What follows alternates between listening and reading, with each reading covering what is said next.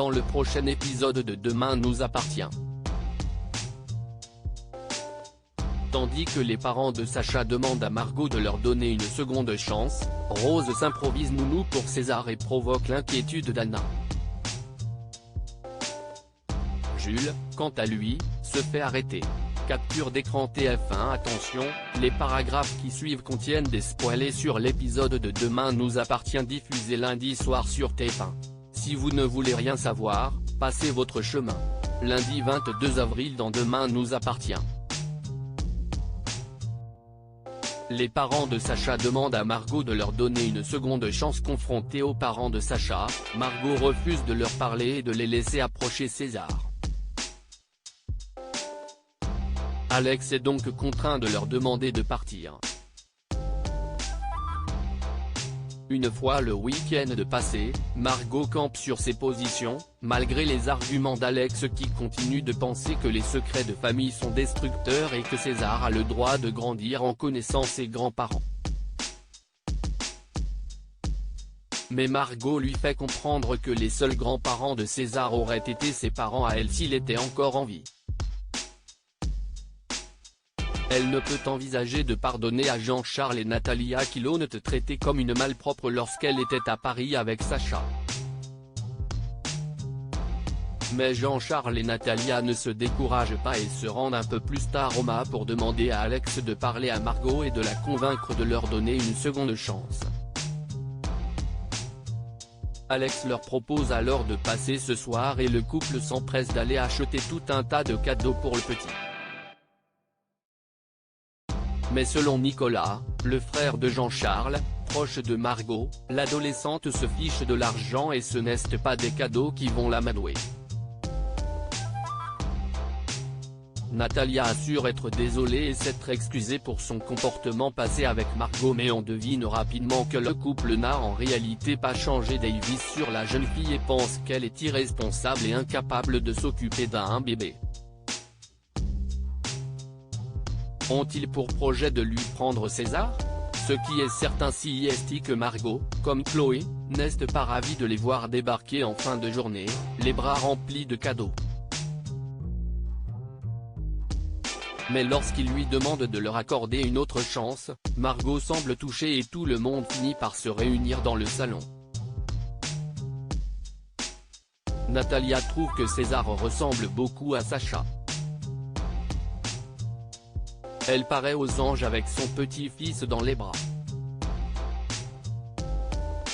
Mais lorsqu'elle émet l'idée que Margot et César viennent passer les grandes vacances chez eux à Paris, Margot se braque. Elle refuse et demande à Natalia de lui rendre son fils. La grand-mère de César résiste, mais Margot finit par prendre le dessus. Sauf que dans la précipitation, elle lâche sans le vouloir le bébé qui tombe au sol et se met à pleurer, sous les regards horrifiés de chacun. Jules s'en prend à la police. Virginie Corca, quant à elle, reçoit la visite de Martin qui souhaite lui poser des questions sur Danieli, un ancien complice de son mari, qui est activement recherché par la police. Virginie assure ne rien savoir et Martin doit bientôt affronter la colère de Jules qui ne supporte pas de le voir ici et lui demande de les laisser tranquilles. Bien décidé à riposter, Jules tague la phrase un flic, une balle sur un mur de la ville mais se fait repérer par la police qui l'arrête. Interrogé par Karim et Martin, il assure être conscient de ses actes et estimer que chaque flic ne mérite qu'une seule chose, de mourir. Bilal et Virginie tentent d'apaiser la situation et demandent à Jules de s'excuser, mais ce dernier s'obstine et refuse.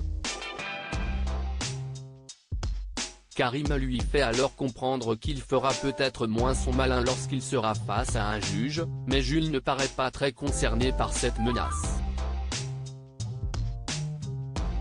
Rose s'improvise nounou pour César. Consciente que Margot peine à réviser pour le bac tout en s'occupant de César, Rose propose de s'occuper du bébé pour la journée afin de la décharger.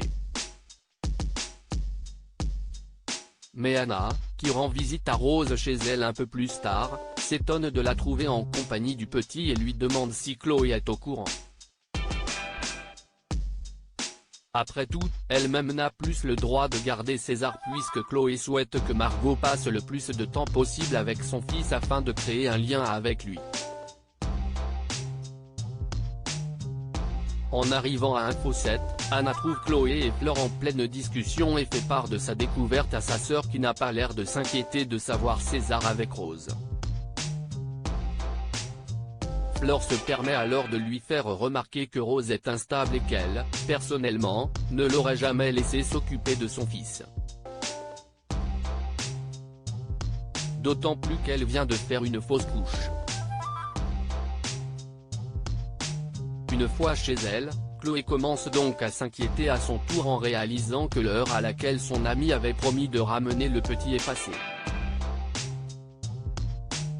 Mais Rose finit par arriver, s'excuse de son retard, et prouve, grâce à un carnet dans lequel elle a noté les heures des biberons et des siestes de César, qu'elle est finalement la nounou parfaite. Le comportement d'Arthur continue d'inquiéter Laurent Sourd, de son côté, peut enfin sortir de l'hôpital et rentrer chez lui, mais malgré les conseils de Rémi, il peine à s'habiller avec un bras en moins et semble appréhender la sortie. Une fois chez lui, il se montre distant avec Laurence et Sandrine qui s'inquiètent et ont peur que leur fils fasse à nouveau une tentative de suicide. Une peur qui prend à nouveau le dessus un peu plus tard lorsque Sandrine aperçoit Arthur avec un couteau et pense qu'il est sur le point de mettre fin à ses jours. Mais en réalité l'adolescent essaye juste d'ouvrir un paquet de gâteaux. Comprenant que sa mère a cru qu'il allait recommencer, il lui lance alors que s'il doit à nouveau faire une tentative de suicide il le fera en se jetant du haut d'un pont ou sous un train. Pour être sûr de ne pas se louper cette fois-ci.